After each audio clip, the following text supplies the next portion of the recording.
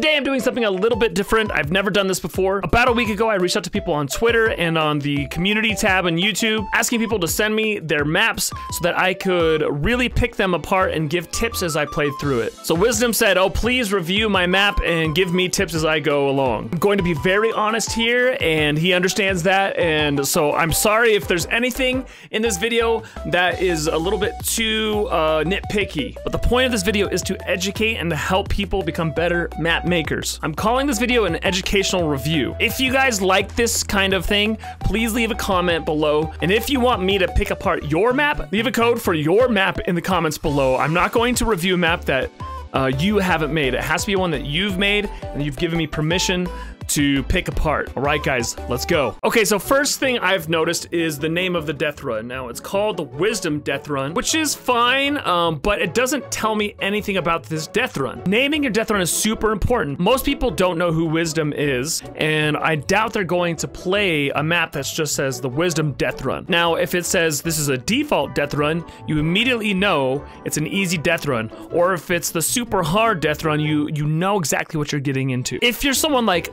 Muselk or Scissors, you can name your Deathrun the Scissors Deathrun or the Muselk Deathrun, but the days of naming Deathruns after yourself, I don't think that works anymore. It needs to really pull people in. It has to be clickable. I'm not saying clickbait people, but it does need to be clickable. It needs to be attractive right away to say, oh, that sounds like something I want to play. Honestly, I think before you even start making a map, you need to think of what the title's gonna be first. What is gonna make your map stand out from all of the thousands of other maps that have been made? Okay, so enough about the name, although that is super important, guys. Make sure you name your maps well. Okay, so now first impressions are really important in a map. Right off the bat, we're seeing nothing but white walls. You could have gotten away with just one solid color and a Deathrun back when creative mode first came out, but nowadays you kind of have to step up your game if you want to get noticed. Even just alternating the color from white and black would have made this more attractive. Or whatever, you know, if you make it a rainbow Deathrun and so every row is a different color. But if you really want to stand out, you've got to make your maps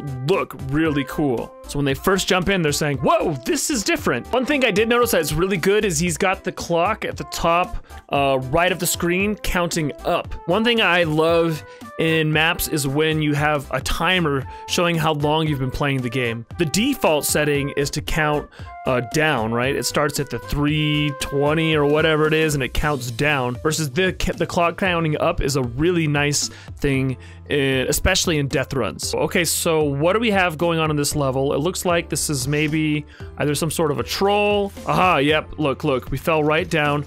Okay, that's interesting.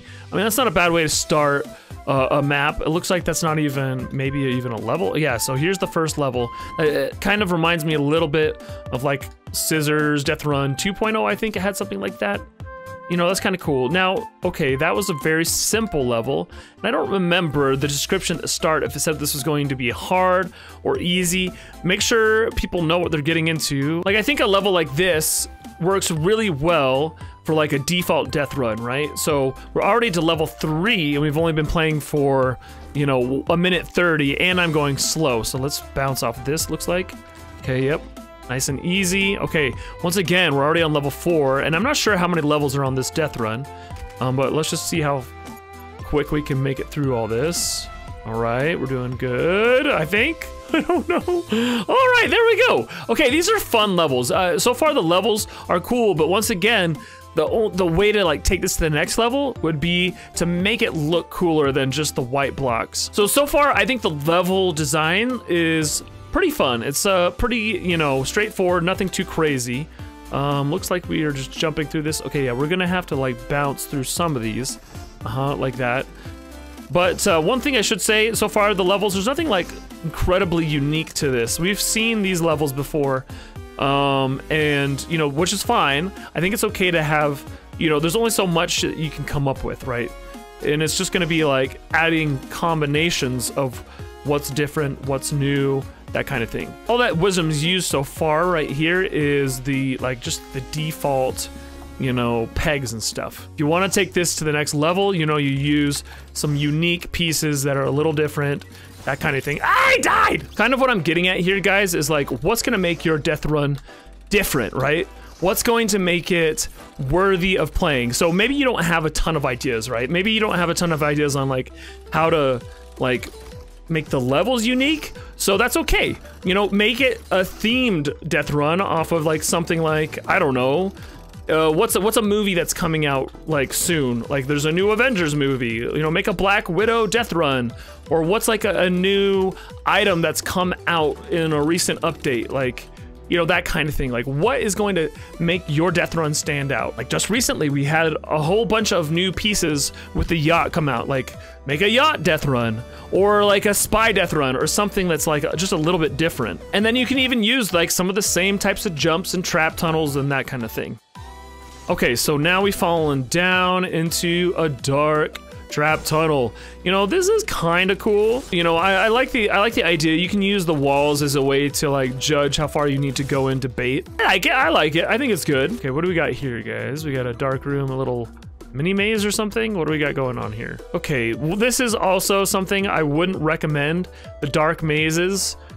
People don't really like these. Like it was kind of novel at first, but most people don't like dark mazes. It's just really kind of random, right? It doesn't take any skill to like beat, it's just running through it. Okay, I just turned on my mini map. That'll help me get through this a lot quicker. Okay, we've made it out of there. All right, so let's move on to level 7. All right, let's give this a try then. Here we go, jump, jump, bounce, coin. Oh, whoops, oh no mas. Okay, there we go. We can go up there, it looks like. What's over there? It looks like there's a hole up above, so maybe we have to go this way. Let's go over here.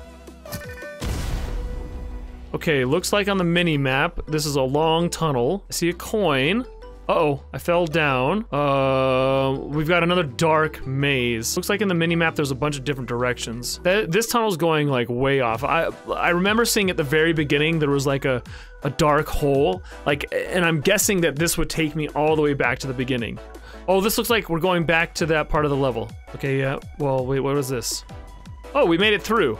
Oh, okay, that was kind of a strange level, guys. I'm not gonna lie, that was a little different. Oh, wait, and then I just died. All right, I'm gonna grab a couple of these. Okay, so I'm back here with some grenades. Let's see if we can just jump over that. Okay, there we go. Now we're to level 8. That was just a kind of a weird level, guys. I don't love the dark maze once again in the middle of it to kind of like troll people. This wasn't really billed as like a troll map. So I don't love that, but you know, it is what it is. It's cool. All right, let's see if we can make this jump. There we go. All right, we made it through. I think that really works well if you're billing your map as a troll map, but just as like a normal death run, that's like a scissors death run or something, you know, that doesn't really fit. I think it's really important to set expectations with your title and description and then meet those expectations. If you're saying it's a default death run, great, right? You know, it's a default death run and you're, oh, I just messed up. It's a default death run and the levels are easy. Like, don't make a default death run super hard. If you say it's a super hard death run, don't make it easy. If it's a normal death run, don't make it a troll death run. People aren't looking for troll levels. When you're setting up a troll level, then it's okay to have stuff like that. Expectations and meeting them is basically, you know, my advice for happiness in life. All right, let's see if I can actually do this level. This is one of those levels where you just have to like hit this perfect. I think you just have to hit the right jump. Because right there, I'm just not getting enough speed. Okay, let's see. We hit that one pretty well. Let's go. We're just W-king it now. Yeah, that's what I thought. Okay, so, oh no!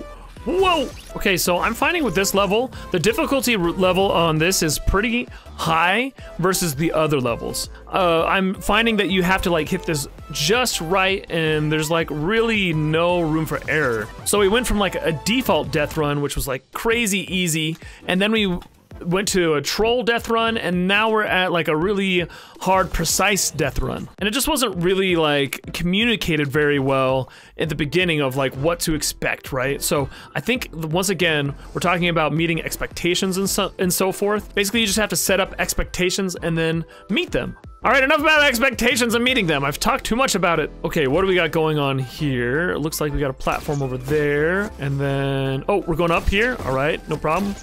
Ooh. Oh, we died! Oh, that's the end! We hit the checkpoint too! Oh, I guess it didn't really count there. But I would have probably just moved that checkpoint back a little bit so that, you know, people couldn't cheese it. I'd probably move it like right there instead. And also, I don't think you really need a checkpoint at the very end of your death run right here, so this means we're done. And that was a pretty short death run too, which is totally fine, right? That took me 25 minutes to do with the commentary and stuff. If a pro were speedrunning this, they could probably speedrun this in a minute 25, something like that. Now, Wisdom, I would say this was a really good first death run. I think some of the levels were really fun. One of my biggest pieces of advice to any map maker is to just start building. Maybe your first map isn't amazing. It doesn't have to be, guys. It doesn't have to be amazing, your first map. Just make it and get it out there. That's what Wisdom did. I think he did a great job for his first attempt. Now, for your future maps, though, really start upping your game. You've got a great basis here. You've got some fun levels that were tested pretty well. But now take the design to the next level and really start to think of what can I make that is really going to be unique, that's going to grab the attention of creators and other players out there. If you upload your map to a place like dropnight.com, what's going to set yours apart from the others? All right, so there you guys have it. There's my educational review. Once again, if you want me to review your map, leave a comment below with the code to your map.